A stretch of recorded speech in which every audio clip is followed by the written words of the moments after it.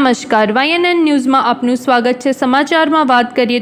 ઉપલેટામાં સતત વાહન વ્યવહારમાં વ્યસ્ત અને રાહદારીઓથી તથા સ્કૂલના વિદ્યાર્થીઓથી સતત વ્યસ્ત એવો વિસ્તાર શ્રી આદર્શ primary school, TJ girls high school તથા સરકારી હોસ્પિટલ પાસે કુંડીના ઢાંકણા તૂટેલા હોવાથી સતત અકસ્માતનો ભય રહેતો। આ ગંભીર સમસ્યાને ધ્યાનમાં લઈ જાગૃત સદસ્ય મહેશભાઈ સુવા દ્વારા રજૂઆત કરતા તૂટેલા ઢાંકણા તથા ખુલ્લી કુંડીઓમાં તાત્કાલિક લોખંડના મજબૂત ઢાંકણા ફિટ કરી દેવામાં આવ્યા।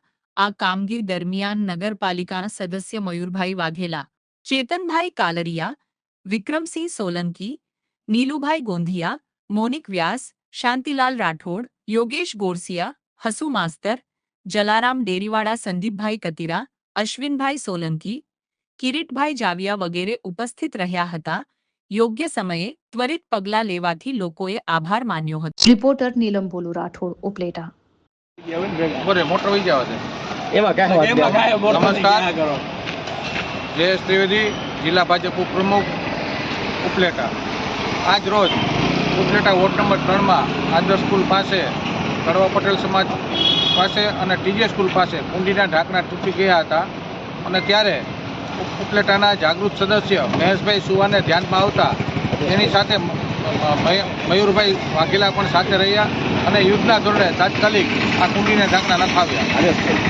મહેશભાઈ સુવાને ખ્યાલ હતો કે બાજુમાં આદર્શ સ્કૂલ છે, આદર્શ સ્કૂલના બાળકો અવારનવાર છૂટે છે, છૂટીને અવારનવાર જો કુંડીમાં ન પડે તો ત્યાં ઉપર ઢાંકેલું એક પથ્થર હતો તે હટાવી અને તાત્કાલિકના ધોરણે લોઢાનું મજબૂત ઢાંકણું નાખવામાં આવ્યું, જેથી અહીંની રાહદારી લોકો અને વાહન વ્યવહાર જતા લોકોને પણ મુશ્કેલી ન પડે તે માટે ઢાંકણું નખાવી સ્કૂલવાળા તથા તેમજ આજુબાજુ વેપારીઓએ ખૂબ આભાર માન્યો।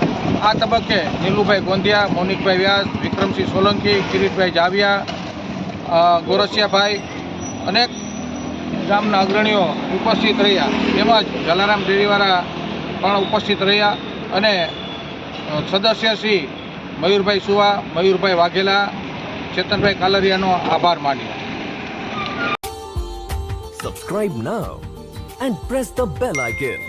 Never miss an update.